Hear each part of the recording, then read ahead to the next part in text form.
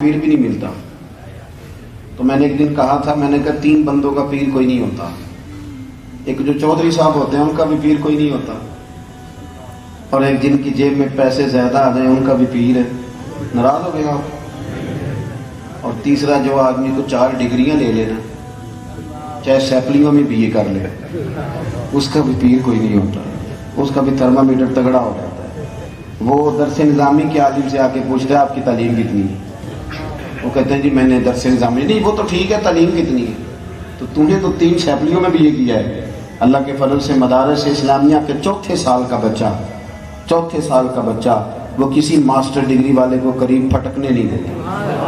کیا سمجھتے ہیں ٹسے ٹسے پکڑا کوار گندل ایسی اور بھی بوٹیاں جاتے ہیں. یہ تو ہم نے بچوں کو سمجھایا ہوا ہے کہ آپ کی زبان سے میٹھے جملے ہی اچھے لگیں گے. آپ میری بات پر توجہ کریں. حضرت بشر عافی بہت بڑے شیخ تھے. امام احمد بن حنبل جیسے لوگ ان کی عزت کرتے، توقیر کرتے، اکرام کرتے، ان کی محفل نور کی حاضری دیتے. لیکن سارا بغداد قدر کرتا. ایک تاجر تھا بغداد کا، وہ کہتا مجھے نہیں بابا اچھا لگتا.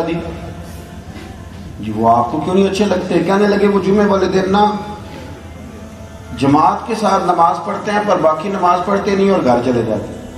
لو کر لو بات. بہت سارے لوگوں کو شکوہ ہوتا ہے کہ ہمارا امام جو ہے وہ عصر کی سنتیں پہلی نہیں پڑھتا اور عشاء کی پہلی سنتیں نہیں پڑھتا. تو میں کہتا ہوں جس چیز کو رب رسول نے فرض نہیں کیا آپ کیوں کرتے ہیں؟ پڑھنی چاہیے انہیں. خیر کی بات یہی ہے، عمدہ بات یہی ہے. اور اتنی زیادہ تنقید، اتنی زیادہ، اور سارے فیصلے دوسروں کے لیے کر لیے نیک ہونے کے. وہ کہتے ہیں کہ وہ بابا جی نا فرض پڑھتے تھے جماعت کے ساتھ، تو باقی نماز جماعت کے ساتھ نہیں پڑھا کرتے تھے، چلے جاتے تھے، تو مجھے اچھے نہیں لگتے تھے. لوگوں نے مجھے سمجھایا کہ اللہ کا نیک بندہ ہے، بڑے بڑے علماء اور ذی شعور لوگ قدر کرتے ہیں، اور آپ کا یہ حال ہے. کہتا ہے میں نے ایک دن سوچا کہ میں پتہ تو کروں بابا جاتا کہاں ہے ویسے جمعے والے دن، اتنی جلدی کاہے کی؟ کہتے ہیں میں نے ان کے ساتھ نماز جمعے کی ادا کی ایک ہی صف میں. حضرت بشر عافی سلام پھیرا، دعا بھی نہ مانگی اور اٹھ کے نکل گئے. کہتے ہیں جب وہ چلے تو میں بھی پیچھے چلا. ایک نان بائی کی دکان پہ پہنچے تو چند نان خریدے. میں نے کہا اوہو پیر صاحب کو بھوک نے ستایا تھا، تو روٹی کی خاطر سنت اور نوافل چھوڑ دی. پھر وہ آگے بڑھے اور ایک ہوٹل سے انہوں نے کباب خریدے. میں نے کہا اوہو دیکھو ان کی عمر دیکھو اور ان کے ذائقے دیکھو.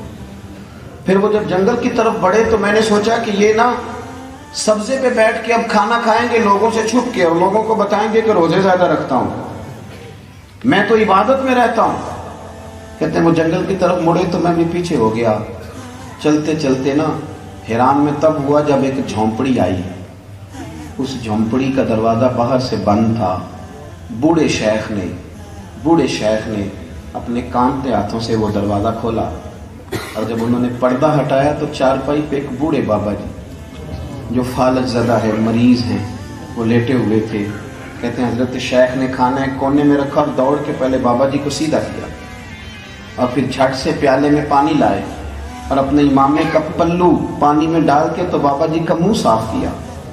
بابا جی کو بٹھا کر کے نا تو پہلا لقمہ توڑ کے ان کے منہ میں ڈالا. اور حضرت بشر عافی کہنے لگے بزرگوں معاف کرنا، آج جمعہ تھا، نماز پڑھتے دیر ہو گئی، روٹی لے کے آنے میں دیر ہو گئی، ابھی تو میں نے سنت بھی پڑھنی ہے، نوافل بھی پڑھنے ہیں، ابھی تو میری بقیہ نماز باقی ہے. وہ شخص کہتا ہے میں باہر کھڑا تھا اور میرا وجود کانپ رہا تھا، میں تھر تھر کانپ رہا تھا. میں کیا سوچتا تھا، یہاں کیا بن گیا.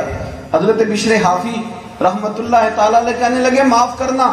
تو بوڑھے بابا جی کہنے لگے بشر 14 سال ہو گئے یار، میرے تو اپنے بھی مجھے چھوڑ گئے. 14 سال ہو گئے، روز روٹی لے کے آتے ہو، میں زندہ لاش ہوں، کب تک بیمار رہوں گا، کب تک آتے رہو گے، اب بس بھی کرو نا. حضرت بشر عافی نے بابا جی کی آنکھوں سے آنسو پونچھے اور دوسرا نوالا منہ میں دے کے فرمانے لگے بابا جی بس بس، آج کے بعد یہ بات نہ کرنا. یہ جو سارا شہر میری قدر کرتا ہے اور میں ننگے پاؤں بغداد کی گلیوں میں چلتا ہوں تو جانور بھی گوبر نہیں کرتے، تو یہ میرے نفل اور چلوں کی وجہ سے نہیں ہے. میں آپ کی خدمت کرتا ہوں تو رب نے مخلوق کے دلوں میں میری محبت پیدا فرما دی. آپ کو سمجھے میرے بھائی. وہ کہتے ہیں میں جس کو ان کی غلطی سمجھتا تھا نا وہ ان کی سب سے بڑی خوبی نکل آئی. اور میاں کچھ تو مجبوریاں رہی ہوں گی، یوں ہی کوئی بے وفا نہیں ہوتا. کچھ تو مجبوریاں رہی ہوں گی، یوں ہی کوئی ہم نے تو ہر شخص کے بارے، آپ یقین کریں ہر شخص کے بارے، جس کی بھی بات چھیڑے نا، جس کی بھی لوگ کوئی نہ کوئی کہانی سنا دیتے ہیں، کہتے ہیں آپ کو نہیں پتا میں بتاتا ہوں، بھئی بس کریں۔ نبی پاک صلی اللہ علیہ وسلم نے فرمایا لوگوں کی جاسوسی نہ کرو ورنہ تم انہیں خراب کر دو گے۔